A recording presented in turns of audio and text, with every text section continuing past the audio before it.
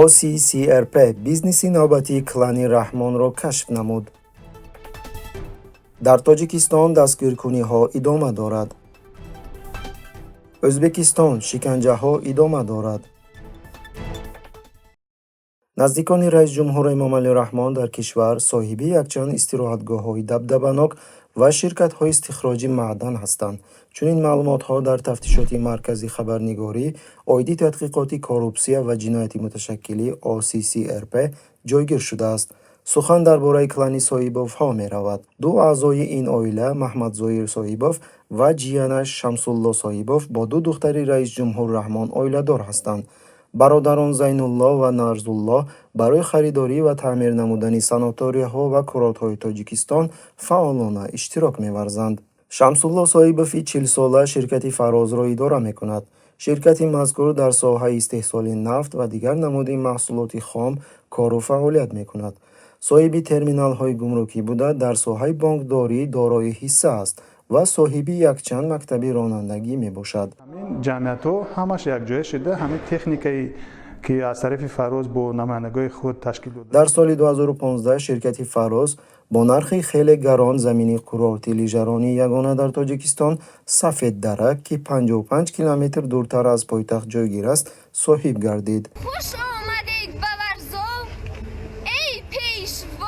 пас аз як сол дар маросими кушодашавии курорти мазкур, раис ҷумҳур Эмомалӣ Раҳмон барои амалигардонии лоиҳаи зерин соҳибкори ватанпарварро номашро ифшо накарда миннатдорӣ изҳор намуд. дар соли 2018 бошад ҳукумати Тоҷикистон барои соҳаи сайёҳӣ, инчунин барои курорти лижаронӣ пакети имтиёзҳои андозиро қабул намуд.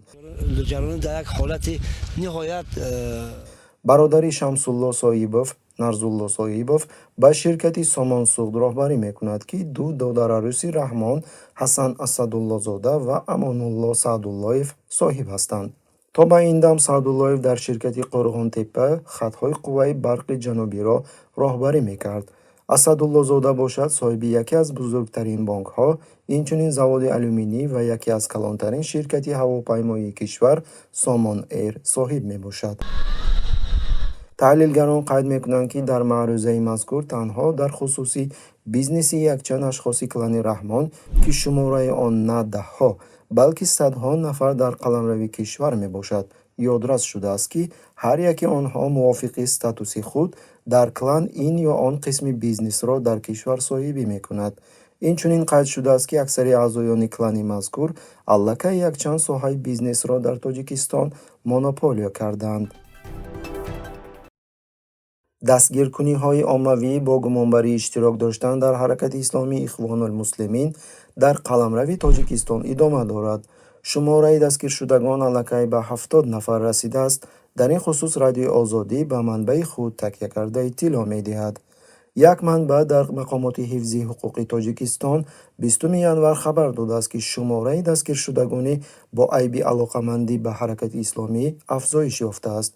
нисбати ҳамаи дастгиршудагон парвандаҳои ҷиноӣ бо моддаи 307-3 Кодекси ҷиноии ҷумҳурии Тоҷикистон, ки ба муҳлати аз 5 то 10 соли маҳрумият аз озодӣ дар назар дошта шудааст, оғоз гардид. чандин маротиба ман ёдрас мекунем, ки каме пештар дар якчанд шаҳрҳои кишвар дастгиркуниҳои оммавӣ шурӯъ гардида буд, ки дар натиҷа 27 нафар бо гумони иштирок доштан дар ҳаракати исломии Ихвонулмуслимин дастгир гардиданд. баъдан аён гардид, ки дар миёни дастгиршудагон одамони соҳибнуфузи кишвар, омӯзгорони донишгоҳҳо, имомхатибон, сардори дастгоҳи раиси шаҳри Исфара ва ғайра қарор доранд. маркази таҳлилии оиди Осиёи Марказӣ (АССА) фарёди кӯмаки маҳбусони ӯзбекро, ки бо воситаи ҳимоятгарони ҳуқуқи Ӯзбекистон ошкор шудааст, нашр намуд. дар мактуби маҳбусон аз вилояти Намангон дар хусуси вазъият дар колонияи адои ҷазои рақами 6 сухан меравад.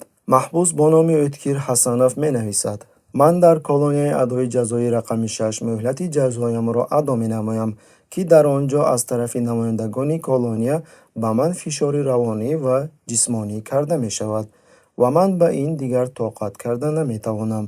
ин ҳолат маро ба худкушӣ водор месозад. агар имконият бошад, ба ман кӯмак намоед. мехоҳам дар ҳолати ором бо ман шахсӣ ҳамсоҳибат шавад. Маҳкумшудаи дигар бо номи Комилҷон Гулмурзаев низ бо мактуб муроҷиат мекунад. Бо сабаби ҷароҳатҳои вазнини ҷисмонӣ бардоштаам, ҳоло ман маъюби гурӯҳи дуюм ҳастам. ба ман то ҳол дар колония сахт фишори ҷисмонӣ мерасонанд. Агар ман маҳбусони дигарро хоҳиш намоям, ки ба ман бо чизе кӯмак намоянд ва ё бо ман ҳамсоҳибат шаванд, онҳо ҷазо хоҳанд гирифт. бинобар ин касе бо ман рафту омад ва ё кӯмак намекунад, чунки метарсанд. ҳатто дар қисми тиббӣ духтурон бо маслиҳати пешакӣ бо ман муомилаи дуруст намекунанд. 2 маротиба дар давоми 25 рӯз дар изолятор қарор доштам, ки шароити он ҷо хуб нест ва бениҳоят хунук аст. вале ба аҳволи ман касе аҳамият намедиҳад, менависад маҳкумшуда Комилҷон. Mana shu ommaviy axborot vositalarida juda ko'p masalalar bo'layapti.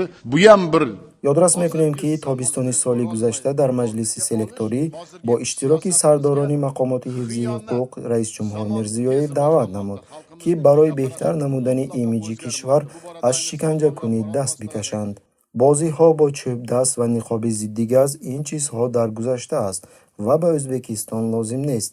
тамоми ҷаҳон моро нигоҳ доранд. ҳар рӯз дар интернет ҳазор мақолаҳо, ҳадди аққал 700-800 мақола дар бораи Ӯзбекистон нашр мешавад. ҳатто дар Эфиопия дар хусуси Ӯзбекистон менависанд. ҳар як қадами мо таҳти назорати ҷомеаи ҷаҳонӣ қарор дорад, иброз намуд ӯ. дар он вақт ҳимоятгарони ҳуқуқ хашмгин шуданд, ки Мирзиёевро шиканҷаҳо на барои ҷиноят буданаш, балки барои дар интернет маводҳо нашр мешавад, ки ҷиноятҳои мазкурро ифшо менамояд, ғамгин намудааст. turgan odamim ustidan yana jinoiy ish qo'zg'atilgan. Men tushkunlikka tushib qoldim.